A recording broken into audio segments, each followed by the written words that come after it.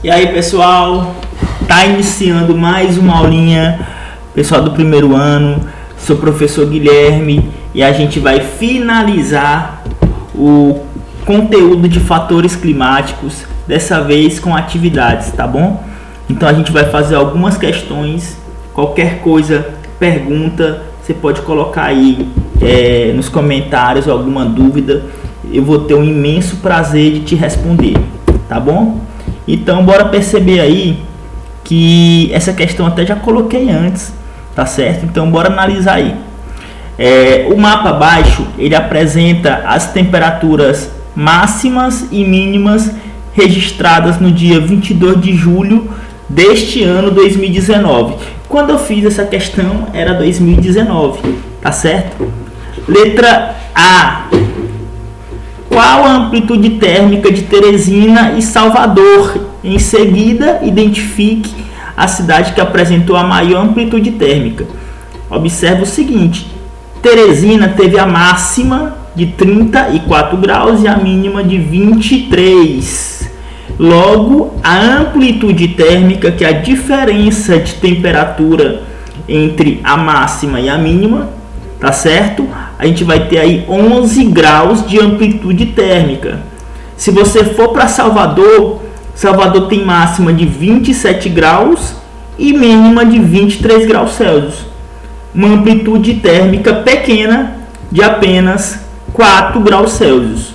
Tá certo? Qual é a maior amplitude térmica? Teresina. Uau! Não tem segredo. Letra B. Explique a influência exercida pelos efeitos da continentalidade e maritimidade na diferença de amplitude térmica de Teresina e Salvador. Tem uma coisa interessante. Se você estiver duvidando que Teresina tem uma amplitude térmica grande, professor, Teresina faz muito calor e de noite não faz frio. Eu desafio você a 3 horas da manhã abrir a porta, sei lá, da cozinha que dá acesso ao quintal. Você vai sentir um friozinho. Realmente a amplitude térmica em Teresina é bem grande. E isso é característica da continentalidade. As cidades, regiões que estão dentro do continente, elas têm uma maior variação de temperatura, tá certo? Então, o que justifica Teresina ter uma maior amplitude térmica que Salvador? Salvador fica no litoral e Teresina fica dentro do continente. Teresina é a única cidade do Nordeste que é capital e não está banhada pelo oceano.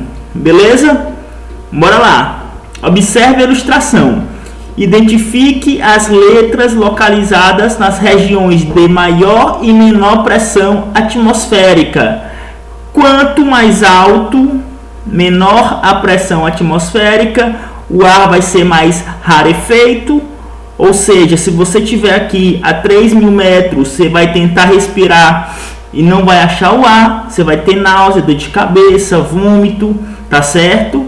Já no Y, a nível do mar, que é próximo da onde nós estamos, Teresina não é que está perto do mar, mas o nível, né, a altitude relativamente baixa, 200, 300 metros, tá certo?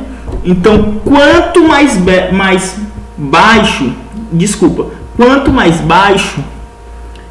maior a pressão.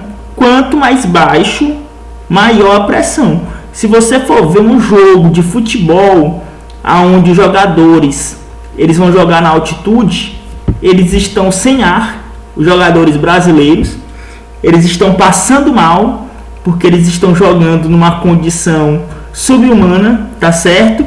E a bola está correndo muito rápido, porque não tem pressão, não tem peso sobre ela. A pessoa mete um chute e a bola vai voando, tá certo? Bora para a última, rapidinho aqui. Sobre os fatores e os processos que o condicionam, assinale a única opção incorreta, quer saber a errada, tá certo? As regiões de baixa latitude, que são aquelas próximas à linha do Equador, possuem temperaturas mais elevadas. Perfeito. É só lembrar do Piauí, né? Filha do Sol do Equador. Letra B, as regiões de maior altitude apresentam menores temperaturas. Perfeito. Se você escalar o Monte Everest, lá em cima, o frio, a temperatura é absurda. Qual fator justifica que o Monte Everest seja congelante? A altitude. Monte Everest, 9.000 metros, então você vai ter aí uma temperatura muito fria, tá certo? Letra C. Os locais situados no interior dos continentes apresentam maior amplitude térmica. Perfeito, é o caso de Teresina. Letra D de dado. São tipos de precipitação: granizo, neve e chuva. Corretíssimo. Granizo, neve e chuva. Inclusive Teresina só não tem neve. Já teve chuva de granizo. É só perguntar para o pai de vocês, avô, que foi no dia do show do Roberto Carlos a maior chuva de granizo da nossa história.